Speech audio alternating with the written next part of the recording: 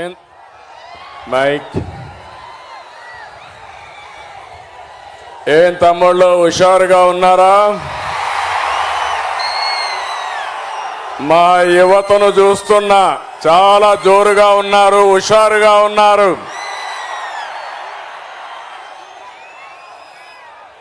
గౌరవనీయులు power star మిత్రులు, మీరు అభిమానించే నాయకుడు, జనసేన అధినేత పవన్ కళ్యాణ్ గారు,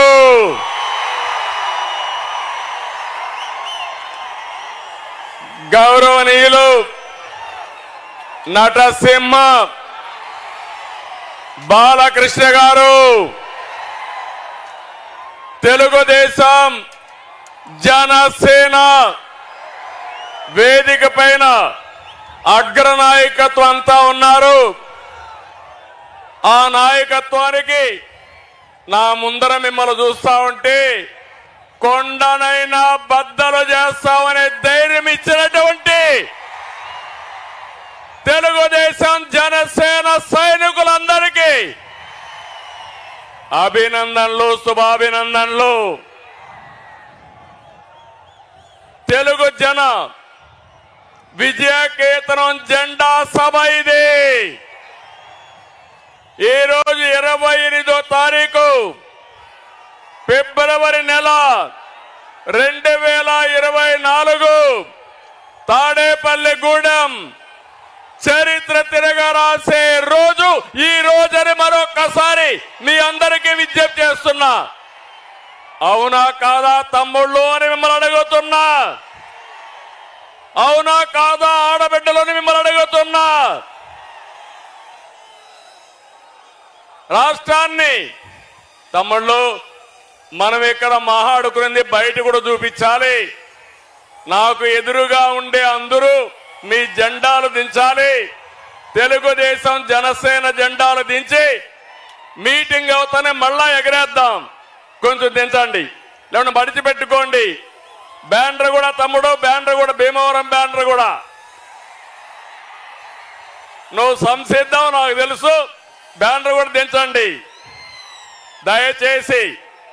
క్రమశిక్షణ కలిగిన మా తమ్ముళ్ళు, యువత మనం పోరాడవలసింది. వైఎస్ఆర్ కాంగ్రెస్ దొంగలున్నారు, దొంగల పైన పోరాడుతున్నాం. రాష్ట్రాన్ని కాపాడుకోవడం కోసం రెండు పార్టీలు కలిసిన తర్వాత జరుగుతున్న మొదటి ఎన్నికల ప్రచార సభ ఇది. ఈ సభ ఆంధ్రప్రదేశ్ రాష్ట్రం యొక్క దశ దిశ మార్చబోతుంది. అహంకారంతో రాష్ట్రాన్ని విధ్వంసం చేసిన పాలకుల్ని తరిమి తరిమి కొట్టడానికి ప్రజలు సిద్ధంగా ఉన్నారు. ఈ తాడేపల్లిగూడెం సభ చూస్తే తాడేపల్లి ప్యాలెస్ కంపించిపోతుంది. అవునా కాదా అని మిమ్మల్ని అడుగుతున్నా. ఈ సభ స్పందన శుభ సూచకం. త్వరలో రాష్ట్రానికి మళ్ళీ నవోదయం అది జరుగుతుంది. వచ్చే ఎన్నికలు రాష్ట్రానికి అత్యంత కీలకం. అందుకే రెండు పార్టీలు కలిసి బరిలో దిగాయి. మేము చేతులు కలిపింది మా కోసం కాదు, మా పార్టీల అధికారం కోసం కాదు, నా కోసమో పవన్ కళ్యాణ్ గారికి అధికారం కోసం కాదని మరొకసారి మీ అందరికీ విజ్ఞప్తి చేస్తున్నాను.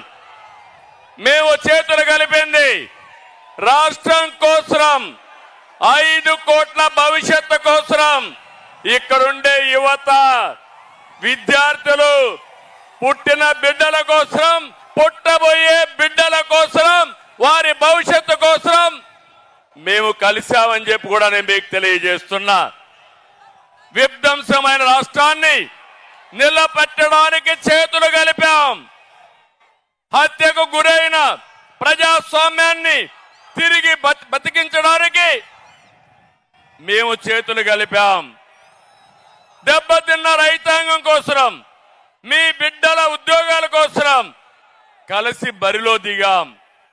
ప్రభుత్వ బాధలతో చిత్రమవుతున్న పేదవాడిని కాపాడడానికి ఇద్దరం కలిసి అడుగేస్తున్నాం. మా పొత్తు వైసీపీ విముక్త ఆంధ్రప్రదేశ్ కోసం, తెలుగువాడి ఆత్మగౌరవాన్ని కాపాడడం కోసం నేను అడుగుతున్నా. తెలుగు వారికి రోషం ఉందా తమ్ముళ్ళు అని అడుగుతున్నా. మాకు రోషం ఉంది, సత్తా చూపిస్తామని గట్టిగా చప్పట్లు కొట్టి హర్షాన్ని, ఆమోదాన్ని తెలియజేయండి. ఒక వ్యక్తి అహంకారం వల్ల జరిగిన నష్టాన్ని ఒక సీనియర్ నేతగా నేను చూస్తూ ఊరుకొండలేను. అదే సమయంలో ప్రశ్నించే, ఎదిరించే తత్వం ఉన్న పవన్ కళ్యాణ్ కూడా మౌనంగా ఉండలేరని మరొకసారి మీకు విజ్ఞప్తి చేస్తున్నా. అందుకే ఇది ప్రజలు కుదిర్చిన పొత్తు, జనం కోరుకున్న పొత్తు, రాష్ట్రంలో వెలుగు నింపే పొత్తు. అవునంటే గట్టిగా ఆమోదం తెలియజేయండి.